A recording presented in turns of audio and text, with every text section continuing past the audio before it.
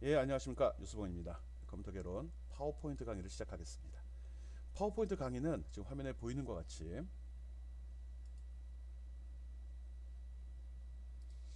파워포인트 기초, 그 다음에 도용 사용법, 텍스트 사용법, 테마 적용하는 거, 그림 적용하는 거, 또 표와 차트, 멀티미디어, 전환과 애니메이션 이렇게 구분해서 순차적으로 지금 진행이 되고 있습니다. 오늘이 두 번째 시간으로 도용에 대해서 설명을 하도록 하겠습니다. 오늘 강의하는 내용 한번 살펴볼까요? 예, 오늘 학습할 도형. 도형은 이미 다 알고 있는 내용들입니다. 있잖아요. 삼각형, 사각형, 동그라미 뭐 이런 것들 이야기하는 거거든요. 이거를 파워포인트 슬라이드 안에다가 어떻게 집어넣어서 어떻게 조작해 가지고 보기 좋게 만들 건지 그런 사항들을 오늘 학습할 예정입니다. 그래서 도형이 무엇인지, 종류는 무엇이 있는지 살펴볼 거고요. 그 도형을 추가하는 방법, 그 추가된 도형의 모양이나 크기를 수정하는 방법, 또 도형을 정렬하는 방법, 즉 여러 개 도형이 겹쳐 있을 때 그걸 순서대로 배치하거나 이쁘게 가지런히 널어놓는 뭐 가로로 맞춘다, 세로로 맞춘다, 줄 맞추고 열 맞추는 거 있죠.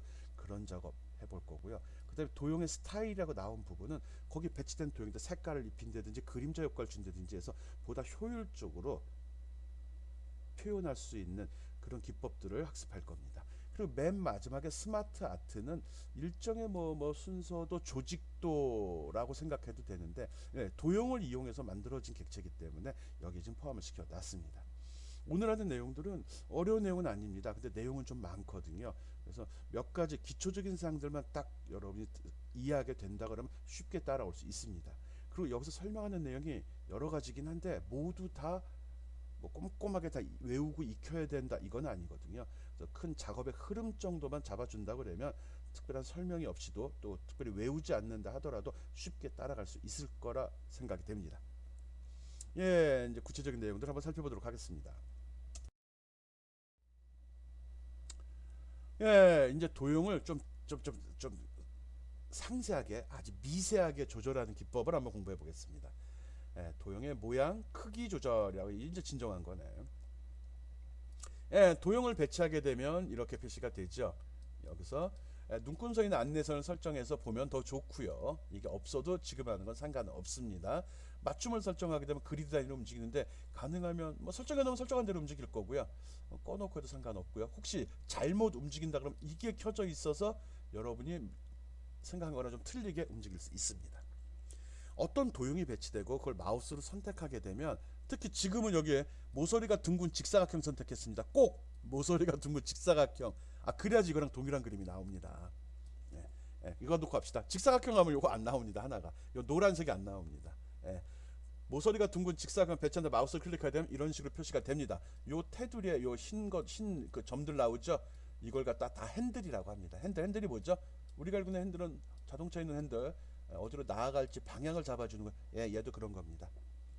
그래서 얘는 크기 조절 핸들이라고 얘기합니다. 크기 조절 핸들.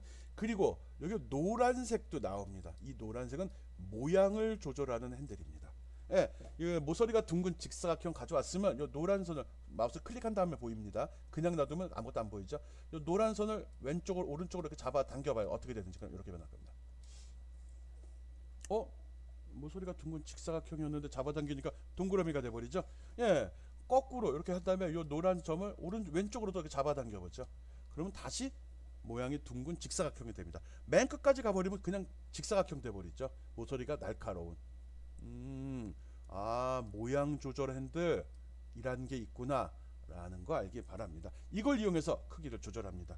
자세하게 다시 한번 살펴볼까요? 네, 다음 페이지에서 자세하게 살펴봅시다. 네, 핸들을 이용해서 크기 조절하는 거거든요. 그래서 이렇게 노랗게 나오는 거를 모양 조절 핸들이라고 이야기하고요. 그리고 흰색으로 나오는 건 크기 조절 핸들이라고 이야기합니다. 이 정도까지 일반적으로 크기 조절 핸들들은 사용을 합니다. 모양 조절 핸들 쓴 경우는 많지 않을 거고요. 그리고 또 하나의 핸들이 있습니다.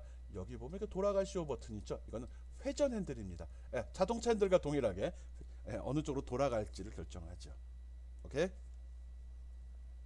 예, 크기 조절하는 방법. 핸들이 세 가지 있다는 거. 크기 조절, 모양 조절, 회전 핸들 세 가지가 있다는 거 알고요. 예, 오른쪽에 있는 요 점을 지금 우리 저기 뭐야 모양 조절 핸들을 한번 해봤잖아요. 예, 그 놔두고요. 예, 왼쪽 크기 조절 핸들을 오른쪽으로 한번 잡아당겨 볼 겁니다. 물론 둥근 직사각형으로 놓고 합시다. 여기 있네. 예, 요 속에 있는 거에 여기 오른쪽에 있는 모양 조절 크기 조절 핸들을 이렇게 잡아당기게 되면 이런 식으로 도형이 커집니다. 가로로 드러나죠. 물론 밑으로 잡아당기면 밑으로 커지겠죠. 해보기 바랍니다.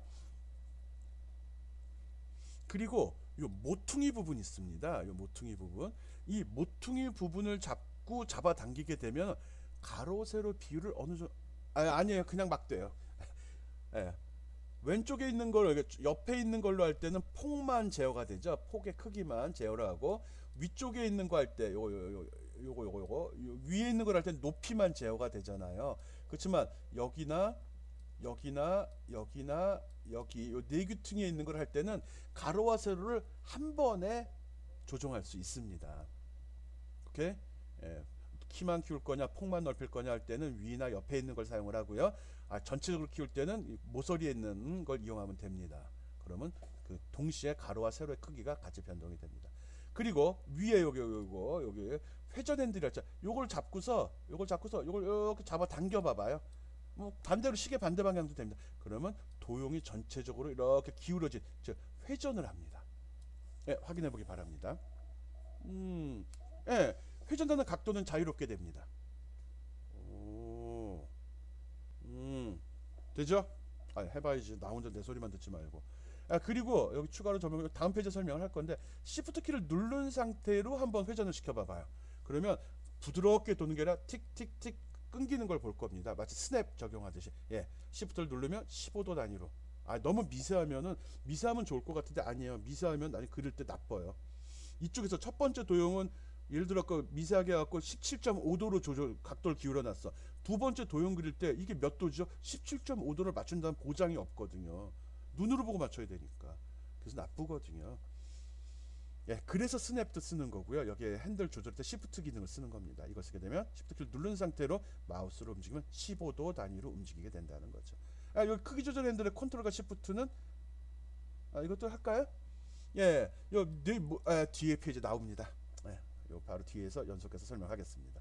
일단 도형의 모양을 조절할 때 핸들의 모양 어느 핸들을 사용해야 되는지 기울일 때는 회전 핸들, 가로 크기나 세로 크기만 바꿀 때는 사이드나 상하에 있는 위아래에 있는 핸들, 그리고 가로 세로를 동시에 바꾸고자 할 때는 모퉁이에 있는 핸들을 이용한다는 거. 또 핸들도 모양 조절 핸들이 있고 그다음 크기 조절 핸들이 있다는 거 기억하기 바랍니다. 크기 조절, 모양 조절, 회전 구분해서 사용하기 바랍니다.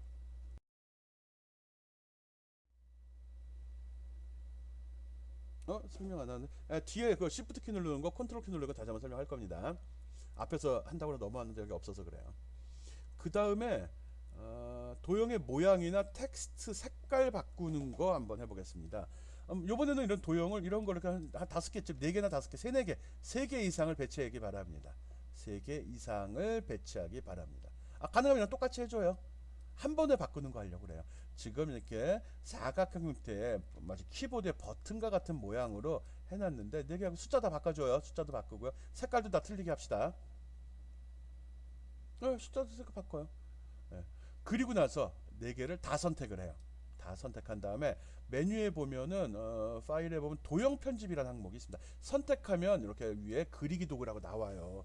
이걸 마우스를 클릭하면 메뉴가 나올 거거든요. 리본이 바뀝니다. 그때 왼쪽 편에 가보면 도형 편집이라고 있습니다. 거기서 도형 모양 변경 누르면 이 창이 나오고요. 여기서 나 같은 경우 동그란 거 선택합시다. 얘 한번 눌러주기 바래요. 이걸 딱 클릭하면은 이 그림이 뿅 이렇게 변합니다. 이렇게. 그리고 변합니다. 직접 다른 것도 한번 눌러봐봐요. 반응. 속에 글씨는 그대로 있으면서 도형만 변합니다. 하는 거 확인하고요. 그리고 속에 있는 글씨도 색깔이나 폰트를 바꾸자 한다면은 요 내용을 다 이렇게 선택을 한 상태에서 그렇죠. 위에 툴바에 보면은 홈 누르면은 이런 글씨색들 지정하는 거 나오죠. 폰트 사이즈, 또 글자 색깔 그거 적용하면 이 속에 있는 글자색도 이렇게 다 변경이 됩니다. 이때는 글자색만 변경이 됩니다. 이 색깔도 바꾸고 싶은데 이건 채우기죠. 채우기. 도형을 선택하면 마우스 오른쪽 화면에 보면은 거기에 보면은 뭐 채우기 없으면 단색 이렇게 표시되어 있는 메뉴가 있었을 거예요. 창이 있을 거예요. 거기서 단색 누르고서 그림 팔레트에서 색깔 지정하면 한 방에 다 모든 도형들 색깔이 지정이 되기도 합니다. 그리고 이렇게 나온 길을 한번 설명을 하려고 그래요. 뒤에 설명 안 할 것 같아요. 예, 도형이 여러 개 있는데 쭉 하나 첫 번째 도형 갖다 놓고 두 번째 도형을 딱 가져가다 보면은 잠깐씩 이렇게 빨간색 선이 나오기도 합니다. 그러면서 요 간격이 맞는지 서로 위가 맞는지 아래가 맞는지를 잠깐 사용자한테 제시를 해줘요. 이거 지난 시간에 했구나 내가 설명. 예, 나 이 기능 되게 좋아하거든요. 그걸 스마트 그리드라고 합니다. 생각해보니까 첫 주에 했네. 스마트 그리드 기억하기 바랍니다. 지금 뭐 했죠? 도형의 모양 바꾸는 방법. 대상을 선택하고 도형 편집에 들어가서 도형 모양 변경이라는 항목을 누르면 다시 도형의 종류들이 나와요. 선택하면 바로 이런 결과를 얻을 수 있다는 거. 또 그 속에 있는 글자의 색깔도 마찬가지로 대상을 선택한 상태에서 색깔을 지정하면 바로 적용이 됩니다. 지금 우리 도형 사용법들 배우고 있어요. 도형 배치했고 복사하고 이동하고 그리고 바꾸고 그리고 색깔 그 속에 있는 글자색도 바꾸고 이런 거 지금 해보고 있습니다.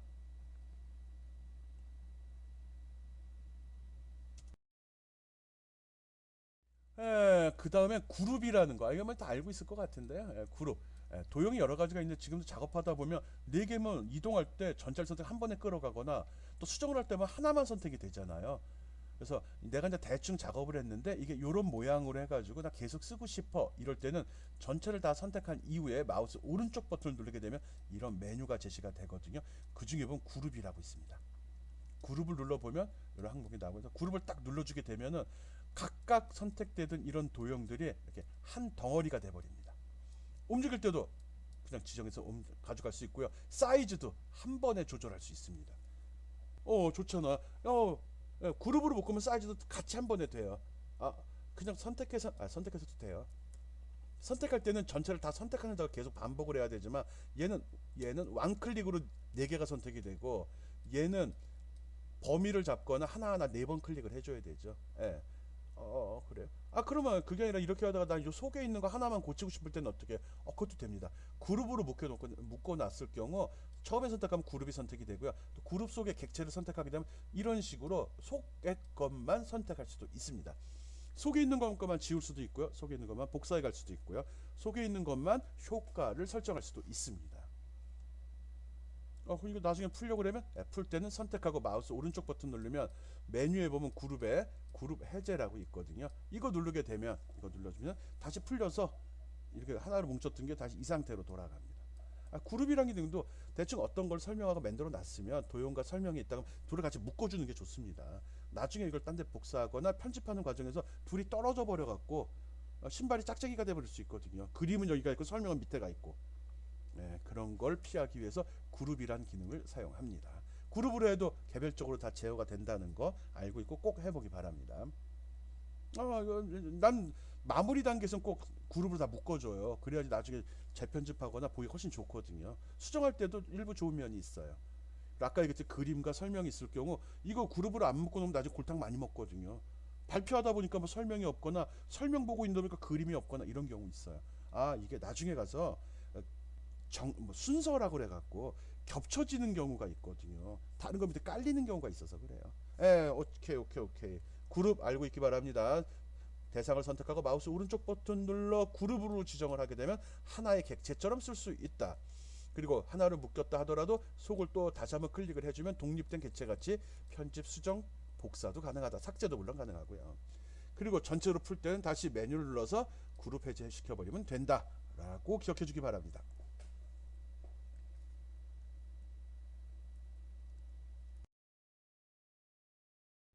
도형의 확대 축소 아까 설명하다 뒤에서 한다고 얘기했던 건입니다. 아까 사이즈 조절할 때 보면 그냥 우리 잡아당기고 Shift 키 누르면은 상하 좌우로만 밖으로 안 벗어나게 한다고 이야기했었었죠. 예. 요번에는 이 컨트롤 키하고 Shift 키 쓰는 거 좀 설명을 하려고 하거든요. Shift 키 누르는 건 아까 설명을 했습니다. Shift 키 누르게 되면 이렇게 옆으로만 움직이든지 위아래로만 움직이고 대각선이나 임의의 장소로 가질 않습니다. 정확히 X축 좌우 상하 이동할 때만 쓰는 거죠. 크기 조절할 때 지금 하는 건 크기 조절, 확대, 축소할 때 주로 쓰는 기능인데 컨트롤 키를 누르고서 하는 경우, 누르지 않은 경우, 또 컨트롤 키뿐만 아니라 컨트롤 시프트를 누르는 경우 이 세 가지를 비교해 주려고 합니다. 이런 동그라미가 있을 때 이 크기를 조절 이렇게 잡아당기게 되면 어떻게 되죠? 그러면 옆으로 쭉 커지죠. 그때 기준이 되는 점은 얘가 기준입니다. 왼쪽 위 꼭지점이 이 도형의 기준점이 됩니다. 그러니까 이 위치는 변하지 않는다는 거죠. 그리고 크기를 조절하면 물론 왼쪽 거를 잡게 되면 얘가 기준이 되는 거겠죠. 얘가 그렇게 되는 겁니다. 어디를 상대적인 거니까요. 어쨌든 중앙이 중심이 아니라 모퉁이가 중심이 된다는 거죠. 일반 마우스를 이용할 때는 그런 식으로 동작을 합니다. 그래서 잡아당기면 이런 모양이 되거나 이런 모양이 되죠. 원래 있던 중심은 여기인데 중심을 벗어난다는 거죠. 어떤 그림을 그렸는데 중심을 흐트리기 싫거든. 그럴 때 쓰는 거예요. 그런데 컨트롤 키를 누르고서 이 동일한 작업을 한번 수행을 하면 이렇게 있는 거 아까랑 똑같죠. 이걸 컨트롤 키를 누르고 잡아당기게 되면 여기가 중심점이 돼. 얘가 고정이 돼 갖고 내가 이렇게 잡아당기면은 똑같이 커지되 이 중심점은 말이 버벅대네. 중심점은 변하지 않습니다. 잡아당기면 이렇게 좌우로 늘어납니다. 위아래로 잡아당기면 위아래로 늘어나고 중심점은 그대로 유지가 됩니다. 오케이 라고 해주면 좋은데 해봐요. 쉬운 기능이잖아요. 그리고 컨트롤과 시프트만 누르게 되면 좌우만 된다고 그랬죠. 좌우 상하. 컨트롤 시프트를 같이 누른 상태에서 마우스로 크기를 조절하게 되면은 그게 도형의 크기를 조절하게 되면 가로하고 세로가 동일하게 움직입니다. 두 개 누른 상태 잡아당기면 내가 이쪽으로만 잡아당겨도 이 늘어난 만큼 이쪽으로도 자동으로 늘어납니다. 마찬가지 이쪽으로 잡아당겨도 마찬가지고요. 이제 얘를 잡아당기는구나. 얘를 잡아당기 중심을 잡아당기는 거 아니죠. 테두리에 있는 핸들을 잡아당기면 가로 세로가 동일한 비율로 같이 확장이 돼 버립니다. 축소도 마찬가지고요. 우리가 원을 그리거나 사각형을 그릴 때 보면 기존의 틀을 그대로 유지하면서 비율을 그대로 유지하면서 크기만 키우거나 크기만 줄이는 경우 있거든요. 이럴 때 아무 생각 없이 모퉁이 잡아당기게 되면 가로 세로 비율이 깨지는 경우가 발생이 돼요. 그럴 때는 컨트롤 시프트 키를 누른 상태로 하면 가로 세로가 딱 맞춰진다는 거죠. 이건 실습을 통해서 익혀야 됩니다. 그래서 컨트롤 키를 누르는 경우, 컨트롤 시프트를 누르는 경우, 또 크기 조절할 때 그냥 마우스를 잡아당기는 경우, 시프트를 누르고 잡아당기는 경우 이렇게 다 구분해서 연습을 한번 해보기 바랍니다. 굉장히 편한 기능이에요. 이런 거라면은 그림이 더 이쁘게 나오죠. 딱 정돈된 느낌도 나고요. 일관성도 있어 보이고요. 설명을 하는데 도형을 썼는데 첫 번째 도형은 가로가 10cm, 두 번째는 8cm, 세 번째가 9.5cm 이래 버리면 영 아니거든요. 그럴 때 딱 이쁘게 맞출 수 있다는 겁니다. 확대 축소할 때 컨트롤 키, 시프트 키 사용법 익히기 바랍니다. 오케이. 이거는 강의자로 만들면서 저도 처음 배웠습니다. 이런 기능이 있을 줄이야 했거든요. 핸들 아니고 핸들과 같은 건데 점 편집이라고 합니다. 난 이런 기능을 왜 만들었는지 모르겠어. 이거 진짜 대단해요, 대단해. 점 편집 기능입니다. 점이거든요, 점.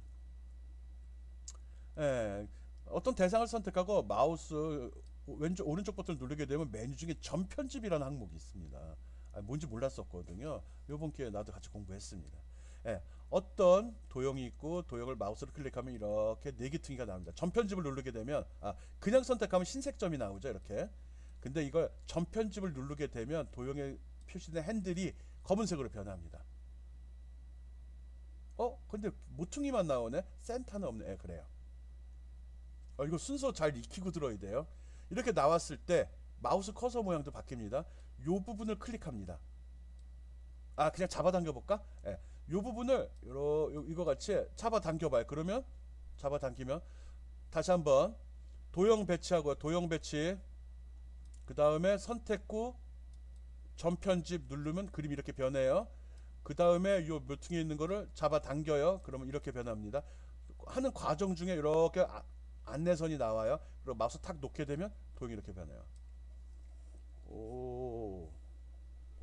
꼭지점을 이동할 수 있다는 거죠. 좋아, 좋아. 쓸데는 없지만. 이런 게 전편집입니다. 어떤 도형의 모서리죠. 꼭지점을 기준으로 도형의 외형을 바꾸는 겁니다.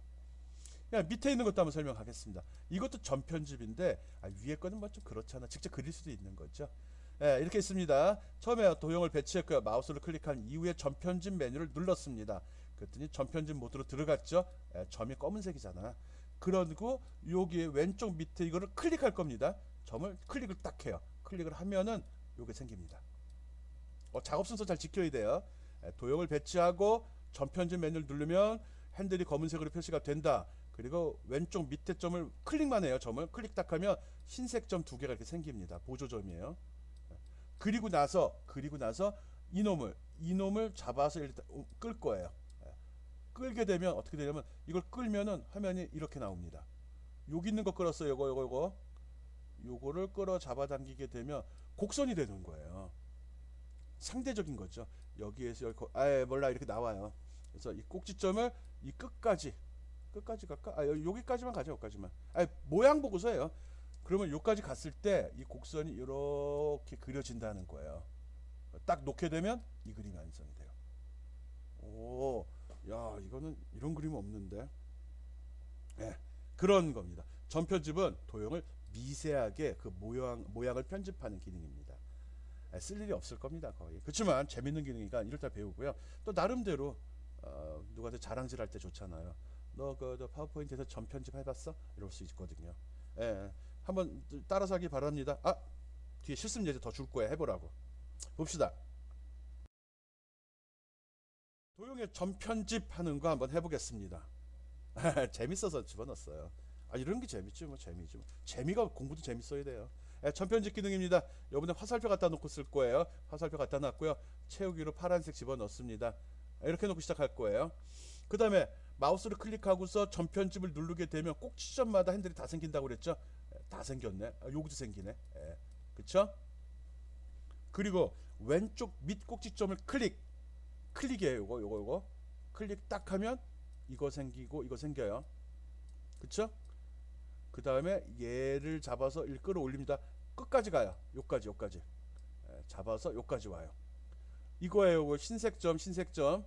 그러면 얘가 요런 모양이 될 거라고 제시가 되고요. 딱 놓는 순간에 이게 확정이 됩니다.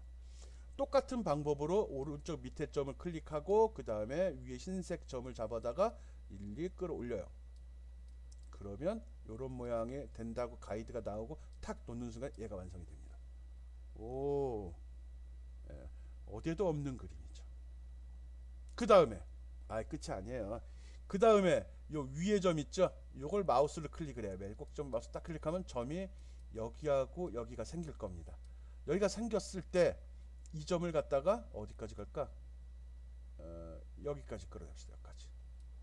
네, 그러면 내가 점선으로 만들어질 모양이 나오고 내가 하는 건 나왔죠. 딱 놓으면은 이 모양 완성이 되죠. 또 거꾸로 이제 이놈 왼쪽 위에 있는 이거를 여기로 잡아 당겨 봅시다. 그러면 이렇게 안내선이 나오고 탁 놓으면은 이런 모양이 되죠. 해보기 바랍니다. 위에서부터 다 하면 이 모양이 나왔을 거고요. 아니면 화살표 놓고 아래 거만 하면 이런 모양이 나왔을 겁니다. 전편집 재밌어요. 해봐요. 상상도 못한 그림들이 만들어지니까 해보기 바랍니다. 전편집 재밌는 기능 이렇게 기억해 주면 됩니다. 앞으로 쓸 일은 없습니다.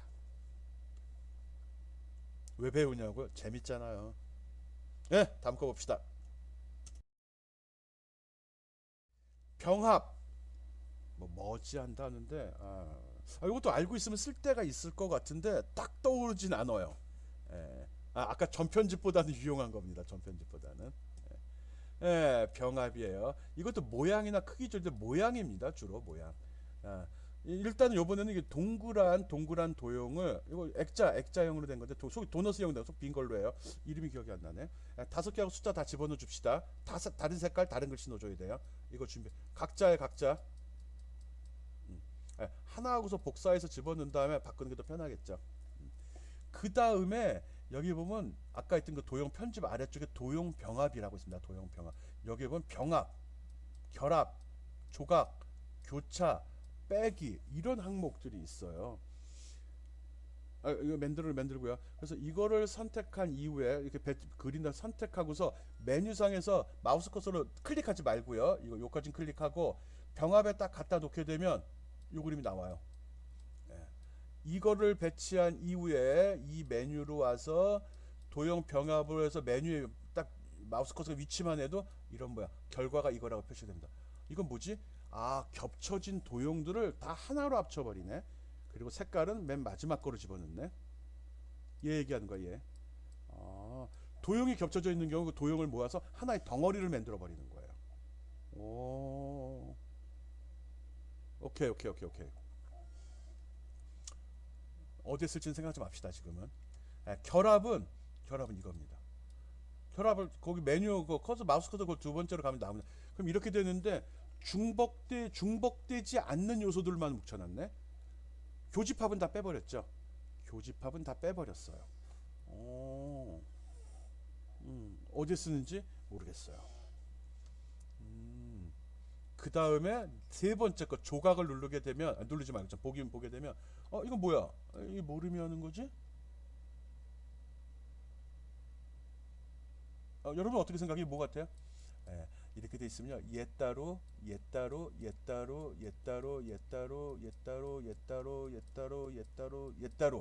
각각 다 분리를 시켜버려요. 병합은 합쳤죠. 한 덩어리. 얘는 다 잘라요. 근데 중간에 오는 이거 뭐죠?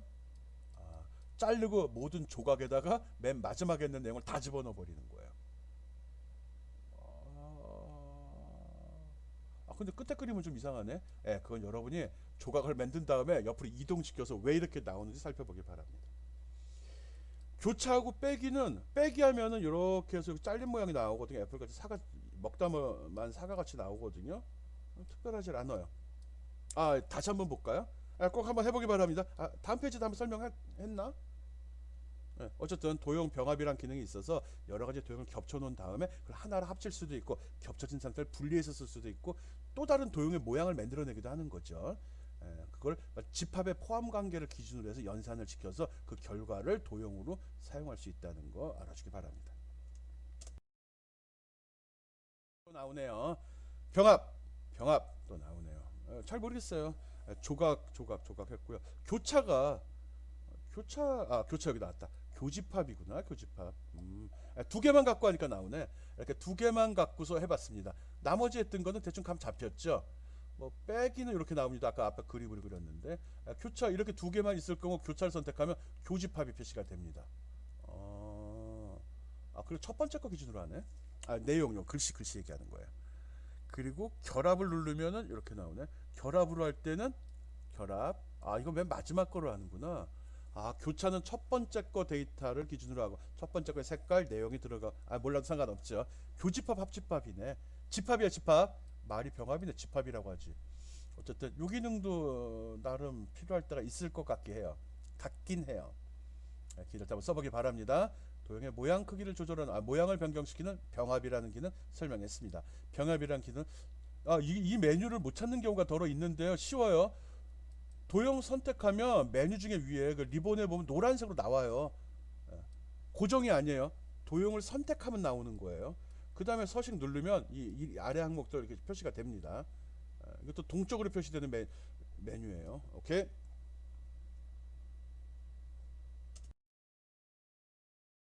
정렬 중에 회전입니다. 회전. 이제 정렬이 들어가네. 회전이 뭐냐 그러면 대충 감 잡히죠?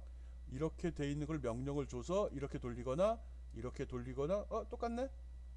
샘플로 놓은 거예요. 신경 쓰지 말고요. 이런 경우입니다. 대상을 도형을 선택해서 회전시킬 때 여러 가지 기능이 있어요. 그냥 이걸로 회전시켜도 되잖아요. 그래도 됩니다. 하긴 저 해도 되네. 그런데 정확하게 하려고 이거 선택하고 그리기 도구 나오죠? 서식 누르면 그 속에 리본 앱은 정렬이라고 있습니다. 밑에 메뉴로 가보면 회전이라고 있거든요. 회전에 보면 오른쪽으로 90도, 왼쪽으로 90도, 상하대칭, 좌우대칭, 기타 옵션이 나왔고 이렇게 직접 하는 방법도 있습니다. 이렇게 안 써나. 직접 이게 핸들이 낫다. 회전 핸들이 더 좋다. 어쨌든 여러 개 할 때는 이 메뉴를 이용하기 바랍니다. 어쨌든 괜찮네요. 회전. 좋아. 여기서 이거 돌리면 어떻게 되지? 여러 개 선택해 놓고 어떻게 될까요? 해보기 바랍니다. 여러 개 선택되고 돌리면 어떻게 되는지 해보기 바랍니다. 돌아가요 그냥. 다 돌아가요. 아닌가? 해보기 바래요. 네, 다음 거 봅시다. 요거는 순서입니다. 회전이 아니고 순서. 순서 여기 있네. 마우스 오른쪽 버튼 나오는 메뉴 중에 아까 우리 전 편집했죠. 예, 텍스트 편집은 뭐냐고 그러면요. 이 도형을 선택을 하고 텍스트 편집하면 커서가 요 안으로 이렇게 들어갑니다. 여기서 깜빡깜빡이고 있어요. 도형 안에다가 글씨를 집어넣을 때 하는 게 텍스트 편집. 이건 도형의 모양을 바꾸는 거고요. 요 밑에 보면 그룹도 아까 했었죠. 여러 개를 묶어주는 거고요. 예, 여기 보면 맨 앞으로 가져오기, 맨 뒤로 보내기 이런 기능이 있어요. 도형이 배치됐는데 이렇게 배치된 경우가 있죠. 근데 야 2번이 왜 이 모양이 됐어? 앞으로 끌어내 이럴 때 2번 앞으로 나와 이럴 때 어떻게 하죠? 이것들도 나중에 순서가 있는 거거든요. 그래서 이걸 선택을 하고 마우스 오른쪽 버튼 누르면 이 메뉴가 나오죠. 여기 맨 앞으로 가져오기에서 맨 앞으로 가져 딱 클릭하게 되면 이런 그림이 이렇게 변합니다. 2번이 맨 앞으로 나옵니다. 그럼 3번이 또 깔렸잖아. 3번 위에 나와야 되는데. 그러면 또 마우스로 3번 선택하고 맨 앞으로. 그럼 4번이 깔리죠. 4번 선택하고 맨 앞으로 이렇게 선택해 주면 됩니다. 오케이? 이런 식으로 해서 겹쳐져 있는 도형의 순서를 지정할 수 있습니다. 이 순서는 도형뿐만 아니라 슬라이드에 배치되는 모든 객체에 대해서 다 적용이 됩니다. 제목 되고요. 이런 그림도 되고요. 이런 도형도 되고요. 이런 설명도 순서 되고요. 이건 배경이야. 이건 배경은 제외. 그 선택창에 나왔던 항목들에 대해서는 다 순서 겹쳐질 경우 누구를 맨 위에 놓고 누구를 맨 아래에 놓을지 그런 걸 지정할 수 있습니다. 그런 걸 마우스 오른쪽 버튼 대상을 선택한 후에 마우스 오른쪽 버튼 누르면 이런 창이 열리죠. 여기에서 맨 앞으로 맨 뒤로 해주면 됩니다.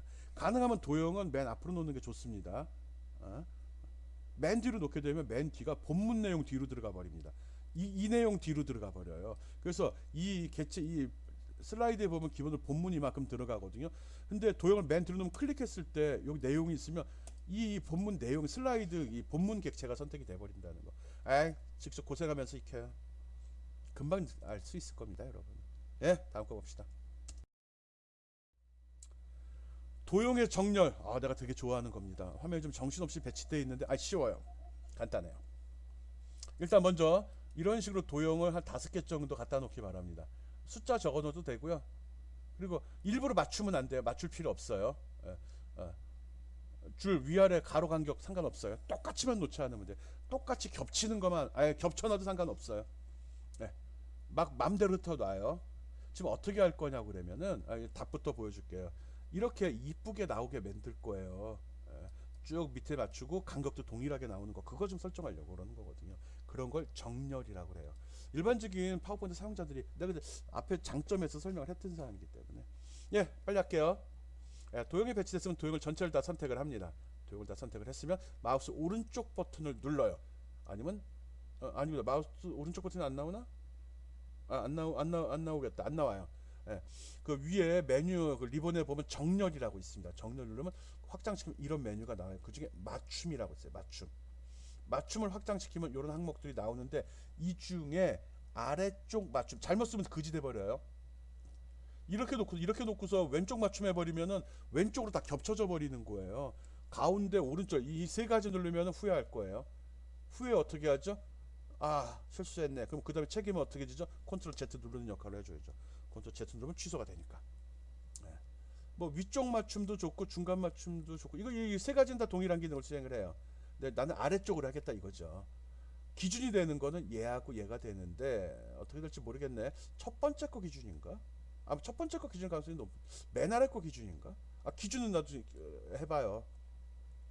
그래서 이걸 아래쪽 맞춤을 딱 누르게 되면 이렇게 배치되어 있는 도형을 5개를 마우스로 선택하고 그리고 위에 보면 이제 서식 그리기 나오고요. 정렬 탭 리본에 들어서 정렬을 선택한 다음에 그 서브 메뉴에 나온 거에 맞춤 속에 아래쪽 맞춤을 누르면은 바로 이런 식으로 이 모든 것들이 아래로 쭉 내려가서 맞춰줍니다.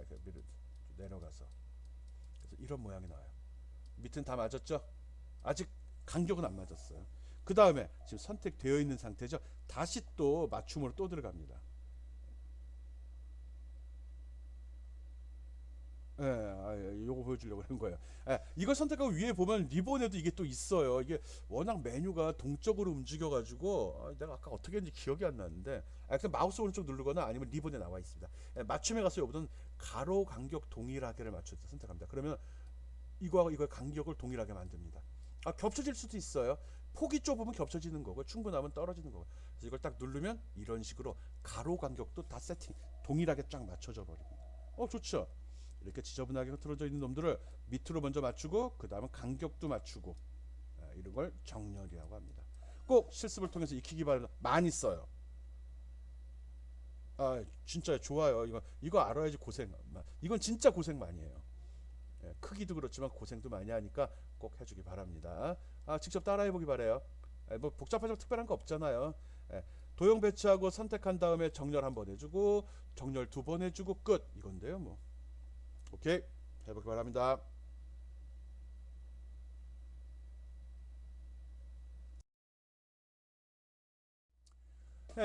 빠른 도형 스타일입니다. 빠른 도형 이건 뭐 할 것도 없어요. 빠른 도형 스타일은 그냥 기본으로 그리기에 서식에 들어가 보면 이런 템플릿이 제공이 됩니다. 빠른 도형 스타일이라고 하거든요. 내가 이런 객체가 지정이 있잖아요. 이렇게 있으면 이거를 선택한 다음에 그리기에 서식에 들어가면 샘플이 제시가 돼요. 이 중에서 마음에 드는 거 하나 고르는 거죠. 어느 거 할까? 요걸 딱 클릭했어요.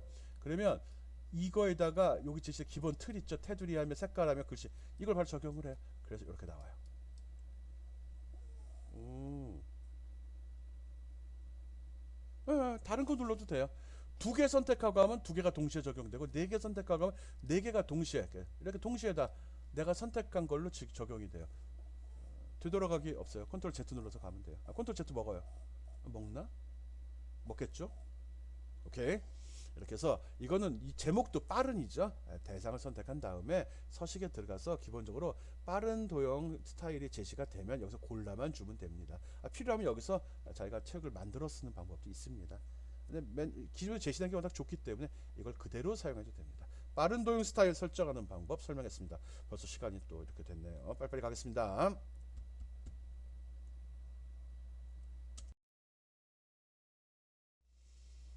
요번에는 이제 도형 스타일로 넘어가겠습니다. 채우기, 단색 채우기. 아마 대충 한번 봤던 것들입니다.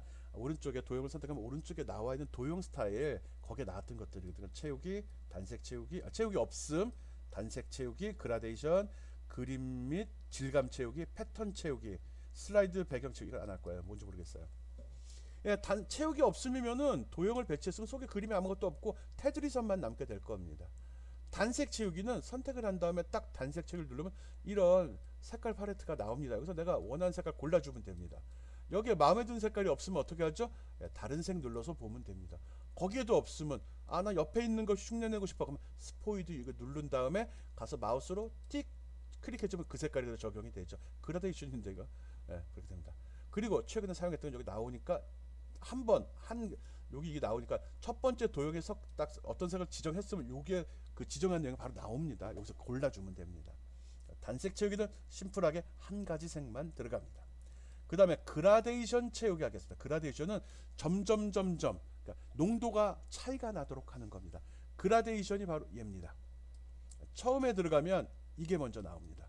그래서 그라데이션을 어떤 식으로 할 거냐라고 먼저 물어보죠. 그 다음에 요것도 설정할 수 있습니다. 방향이죠. 방향, 형태, 모양? 이름이 또 생각이 안 나네. 하여간 이런 식으로 해서 어떤 모양으로 할 거고 어떤 방향으로 할 건지를 지정을 해줍니다. 이게 방사형인데 이게.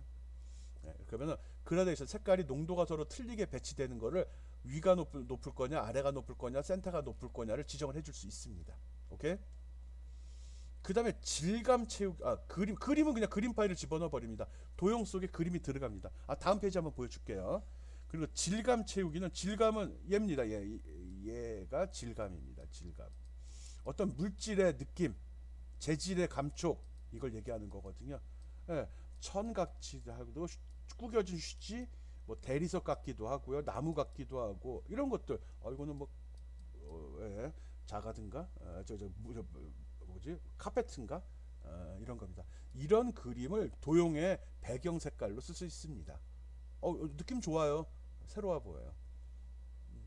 그리고 패턴 채우기, 패턴 그 도형 안에다가 이런 그림으로 채워줄 수도 있습니다.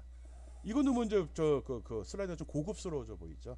단순히 선만 있는 경우 색만 집어넣은 것보다 그라데이션이나 질감이나 패턴을 넣으면 그림이 훨씬 더 멋있어 보여요. 진짜로 멋있어 보여요. 볼까요? 한번 어떻게 되는지. 예? 그라데이션, 질감, 패턴 설정된 거 한번 살펴봅시다. 예. 도형의 스타일, 꾸미기 기능에서 질감, 뭐 그라데이션 이런 거 지정해 본 거거든요. 예. 도형 꾸미기입니다. 이거는 그라데이션 지정한 거죠. 이거 뭐죠? 질감, 이거 패턴, 이거 그림. 예, 훨씬 낫잖아요. 느낌이 틀리잖아요. 오, 요건 윤곽선, 요건 또 아직 배우지 않은 그런 기능도 넣어봤습니다. 네온이라는 기능, 그림자. 와, 그림자 넣으니까 조금 있어 보이는데 3차원인데 좀 꼬져요. 내가 잘못 만든 것 같아요. 어쨌든 도형 꾸미기 기능에는 그라데이션, 질감, 그림, 패턴이라는 게 있다는 거 알고요. 각각 이런 형태로 나온다는 거. 이거 괜찮고. 이거는 이렇게 네, 자기 취향에 맞도록 자기가 발표하는 자료가 상대방한테 잘 어필할 수 있는 또 강조하는 게 제대로 전달이 될 수 있는 그런 내용을 이용하면 됩니다. 그냥 모양이 이뻐서 썼어요. 이건 의미 없는 거예요. 저 기능을 할 때는 한번 다 써봐야 되는 겁니다. 괜찮죠? 아까 단순하게 선으로 나올 때보다는 있어 보이지 않아요? 이거 느낌 진짜 같네. 농도가 있으니까 이게 이런 게 단색보다도 포인트가 되기도 하거든요. 그리고 그림도 이렇게 잘랐을 수 있네. 야, 그 영화 같은 데 보면 목걸이 시계에다 회중 시계에다가 이렇게 자기 사진 넣는 하트 모양 자르고 이러잖아요. 그럴 때 씁니다. 나도 그렇게 써요. 하트 모양 속에다 그림을 집어넣게 되면 하트 모양으로 이렇게 나옵니다. 그리고 이 전편집하면 모양 또 변경할 수 있잖아요. 시간 날 때 한번 해보기 바랍니다. 도형 꾸미기 기능 설명했습니다.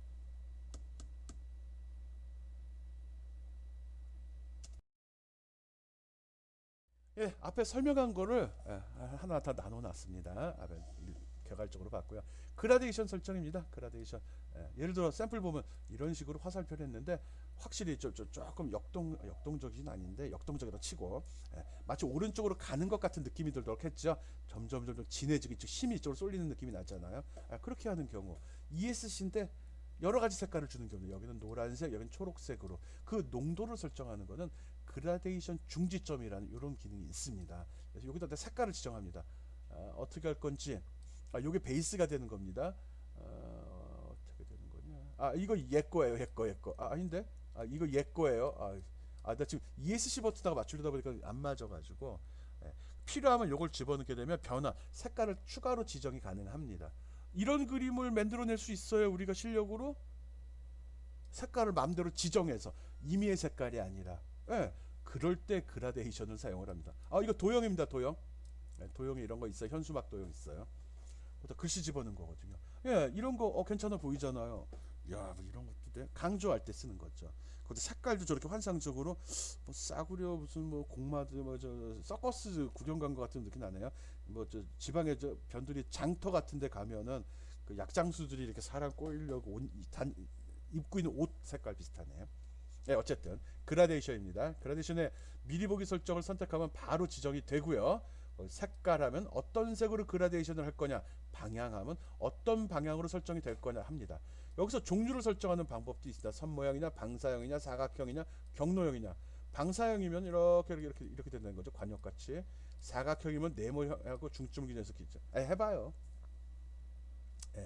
그라데이션 채우기를 선택하면 이런 메뉴가 제시가 되고 여기다 설정하는 겁니다. 그라데이션 농도 조절하게 점점 변화가는 거 이걸 그라데이션이라고 한다는 거 기억해 주면 됩니다. 처음부터 디테일하게 좀 힘들 거예요. 근데 해봐야 괜찮아. 금방 돼요. 오케이. 그 다음에 요거는 뭐 투명도라는 기능이 있는데 있어요. 근데 특별한 기능은 아닌데 어떻게 활용하냐의 차이가 좀 있거든요. 투명도입니다. 지금 여기에 이런 텍스트 객체하고 도형 객체 두 개를 썼습니다. 이건 텍스트로 넣었고요. 이건 도형으로 갖다 놓은 거거든요. 둘을 겹쳐 놨어요. 그리고 투명도를 위에 거는 도형을 위에 놓은 거고요. 아래 거는 글씨를 앞에 놓은 겁니다. 위에 놓은 겁니다. 예, 겹치는 정도 보려고 그래요. 그래서 거기 그러면서 투명도를 조절했을 때 어떻게 나오는지 보는 겁니다. 투명도라는 거는 어떤 도형에다가 채우기를 했을 경우 그 채운 색깔이 어느 정도나 효과가 있는지 가려주는지를 보는 거거든요. 그래서 그냥 투명도 100%라면 뒤에 내용 앞에 내용을 다 볼 수 있습니다. 근데 투명도를 0%로 하게 되면은 투과를 못 한다는 소리죠. 완전히 이렇게 가려버립니다. 위에 있는 놈이 밑에 있는 놈을 못 보게 해버리는 거죠. 그래서 필요에 따라서 강조할 때 이렇게 농도를 조절해가지고 75%, 50%, 25% 조절해서 예, 안에 내용도 보이고 겉에 내용도 보이게 하는 것도 괜찮습니다. 겹쳐졌을 때 두 내용을 다 설명하고 싶어. 그래서 중요한 거 강조하는 거 위에 놓고 그렇지만 밑에 깔린 놈도 나름대로 의미가 있을 때 이렇게 투명도를 조절해서 표시해도 됩니다. 예, 글씨가 위에 간 경우는 이런 식으로 나온다는 거. 이 파워포인트도 일종의 디자인이거든요. 디자인은 많이 보는 게 좋습니다. 많이 시도해서 이럴 때 어떻게 나오는지 자기가 경험을 하고 그 노하우로 쌓아야 되는 거고요. 남들이 해놓은 것도 많이 보고서 그 사람이 이렇게 하니까 어떻더라 그런 걸 많이 경험하면 경험할수록 좋은 결과 자료를 만들어낼 수 있습니다. 예, 이것도 별거 같지 않은데 결과는 완전히 틀리잖아. 얘랑 얘가요. 내용이 표시되는구나. 내용 때문에 거부감 느끼지 말고요. 예, 투명도를 조절해서 시각적인 효과를 조절하는 방법도 있다라고 생각하세요. 오케이?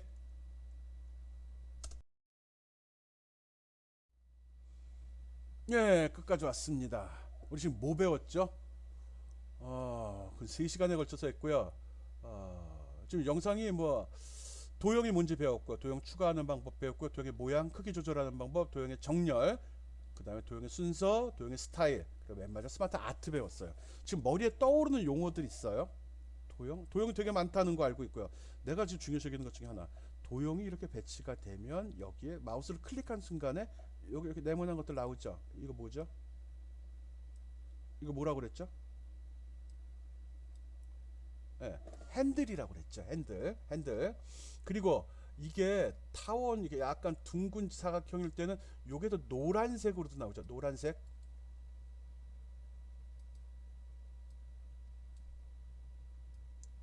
예, 노란색 안 보이나? 노란색 점도 나오죠.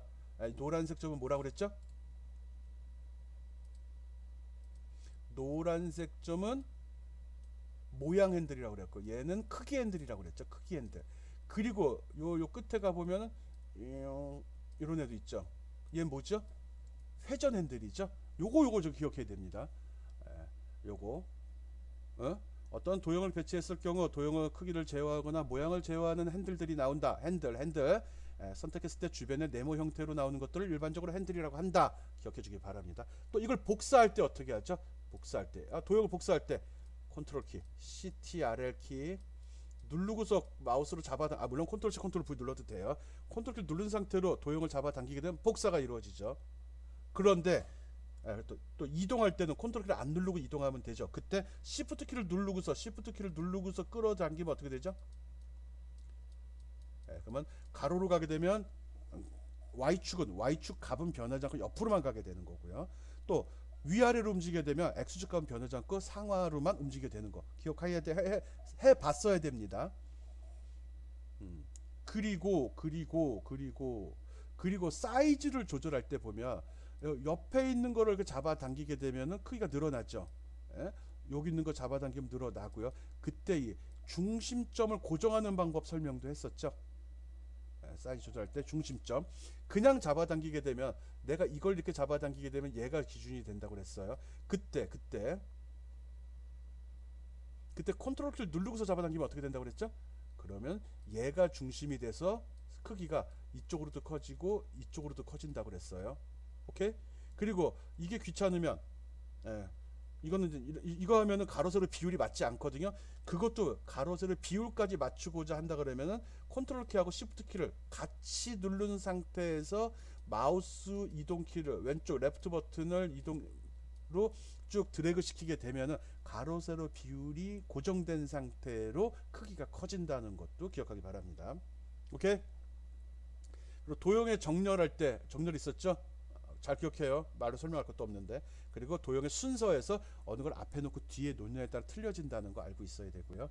도형의 스타일은 대부분 여러 가지 뭐 효과 있었죠. 그림자, 뭐 네온, 또 뭐 있었지? 그라데이션, 또 3D 표현하는 거 이런 것들이 있었었죠. 그런 것들이 뭐가 있는지 한번 쭉 한번 생각을 해보기 바랍니다.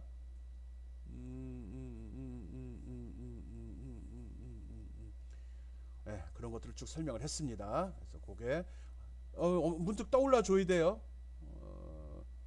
직접 실습을 했으면 뭐 이름은 모르더라도 얘기하면 뭔지 아는데 어쨌든 여러분이 잘 따라오고 있다고 난 믿고 있습니다. 여러분이 잘 할 거라고 생각도 하고 있고요. 예,